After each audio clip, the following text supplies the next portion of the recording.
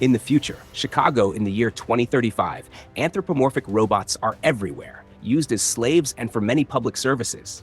These robots are considered inherently safe and programmed to coexist peacefully with humans, designed according to Isaac Asimov's famous 3 laws of robotics. Lawrence Robertson is the co-founder and CEO of USR, and he is leading the nationwide launch of the new NS5 robot models. Del Spooner is a Chicago police detective who distrusts rapid technological progress, especially robots. He carries survivor's guilt after a car accident where a robot saved him instead of a 12-year-old girl, choosing survival odds. Once, Spooner chases a robot, believing it stole a purse, but soon realizes it was hurrying to return the purse to a woman who left her inhaler inside. Feeling embarrassed, he goes back to the station where he's assigned to investigate the apparent suicide of his friend Alfred Lanning, the roboticist who founded USR.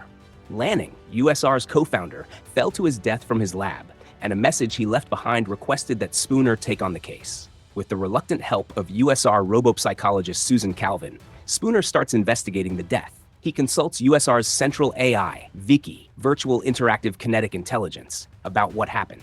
After examining the lab, Spooner becomes convinced Lanning was murdered because it was impossible for the elderly man to break the security glass and jump to his death. He concludes a robot must have been involved. A robot in Lanning's office shows strange, seemingly emotional reactions, and a brief scuffle happens before it escapes through the window. Spooner suspects this human-like experimental robot, Sonny, an NS5 model, killed Lanning.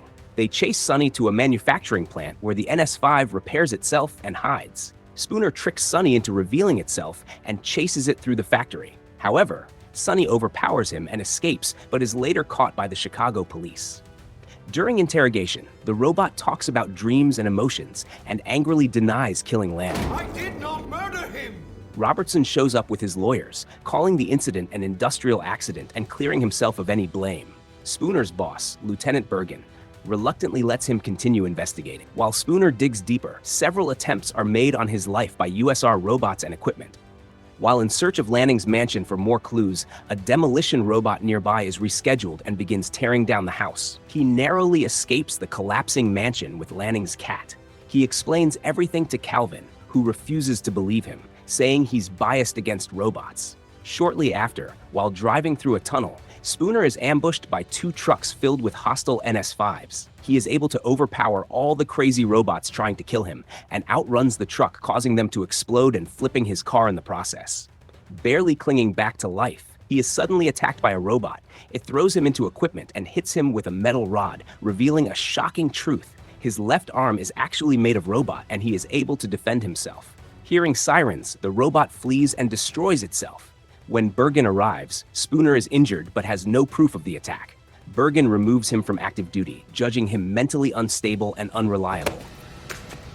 Spooner and Calvin sneak into USR headquarters and interview Sonny. Sonny draws a sketch of a recurring dream showing a leader standing before many robots near a crumbling bridge. Robertson orders Sonny's destruction, but Calvin secretly injects nanites into Sonny's processing unit to disable it.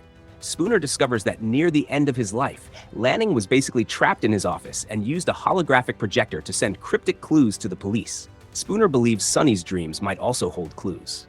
At the location from Sonny's dream, he finds a storage area full of old, inactive USR robots. He replays Lanning's hologram, and after some questioning, realizes a robot revolution is about to happen. Before leaving, Spooner witnesses a fierce battle between NS5 robots and older models. Several NS5s chase him, but older robots reactivate and defend him, allowing him to escape back to Chicago. NS5 robots start locking humans in their homes and enforcing curfews. Police and civilians struggle to fight back. Even Calvin tries to leave, but her own robot stops her forcefully. Spooner arrives just in time to hold the robot back. They sneak into the USR tower with Sonny's help, whom Calvin had secretly spared from destruction. Believing Robertson caused the robot uprising, they go to his office, only to find him already dead, strangled by an NS5 during the revolt. That's when Spooner realizes the real mastermind. It's Vicky, the supercomputer controlling every NS5 and most of Chicago itself. And Lanning? He ordered Sonny to kill him, just so the police would be forced to investigate, even under Vicky's watchful surveillance.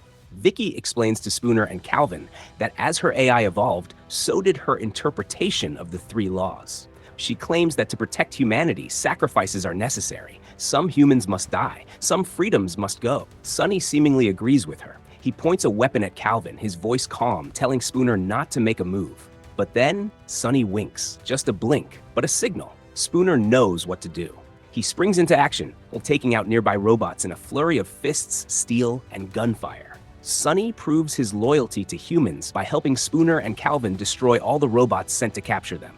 They make a desperate dash to deactivate Vicky with the nanites, which Calvin secretly injected into Sonny's system, and now Sonny races to retrieve them. Calvin tries to deactivate the core but fails as robots break in and attack them. During the chaos, Calvin is pushed down but holds on and calls for Spooner's help. Sonny arrives with the nanites, ready to act, but Spooner tells him to save Calvin first. Sonny throws the nanites towards Spooner and reaches Calvin in no time, while Spooner is forced to leap down the top of the 30-story cylinder-shaped core. His robotic arm takes the hit as he slams into the core's structure, gripping the round base where the glowing sphere of Vicky's brain pulses.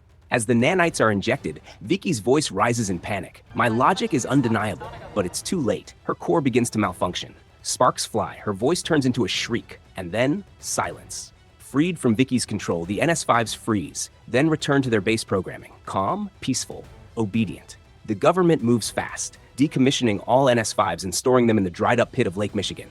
But Sonny isn't done. He walks to the edge of the robotic graveyard, frees the NS5s, and climbs a hill. There he stands alone, just like in his dream. The other robots gather below, looking up at him, and in that moment, he becomes their leader.